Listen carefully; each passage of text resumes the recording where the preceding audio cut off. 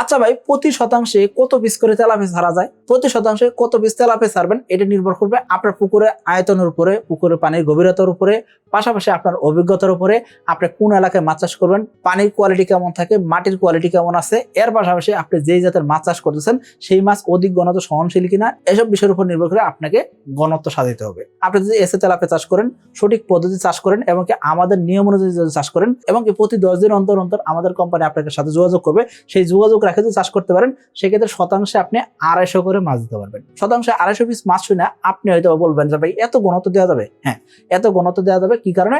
আপনি কম করে হলেও 33% উপরে পুকুরে অর্থাৎ বাণিজ্যিক আকারে পুকুরে মাছ চাষ আসছেন, পুকুরের গভীরতা 5 ফিট 6 ফিট অর্থাৎ 4 ফিটের উপরে আছে এবং কি পুকুরে 6 ঘন্টার উপরে সূর্য আলো পড়ে, এরকম যদি পুকুর হয় সেক্ষেত্রে আপনি অনায়াসে এটা করতে পারবেন। কারণ কি আমাদের হাজার হাজার খামারি এইভাবে চাষ করতেছেন এবং কি বিগত কয়েক বছর যাবত তারা কিন্তু সফল হয়ে আসতেছেন। সো আপনিও এসে তেলাপিয়া চাষ করতে পারেন।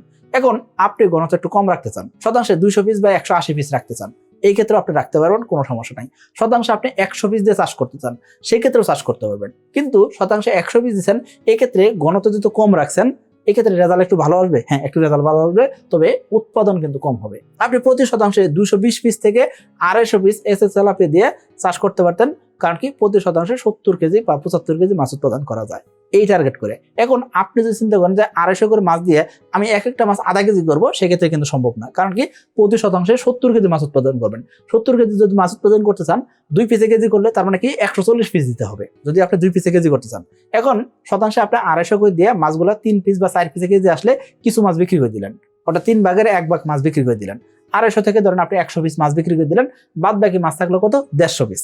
এই 150 পিস মাছটা যদি আপনি পরবর্তী 1 মাস খাবার দেন সেক্ষেত্রে এই মাছগুলো কিন্তু মোটামুটি 500 গ্রামের আশেপাশে চলে আসবে, অর্থাৎ 2 পিসে কেজি চলে আসবে। তো আপনি এই ঘনত্বে চাষ করতে পারেন। এখন আপনার পুকুর ব্যবস্থাপনা, খাদ্য ব্যবস্থাপনা এবং কি কোন পদ্ধতি চাষ করবেন সেই ঘনত্ব মেনটেন করার বিষয় আছে, আনুষঙ্গিক অনেক বিষয় আছে, হিসাব করে আপনাকে মাছের ঘনত্ব সাজাতে হবে।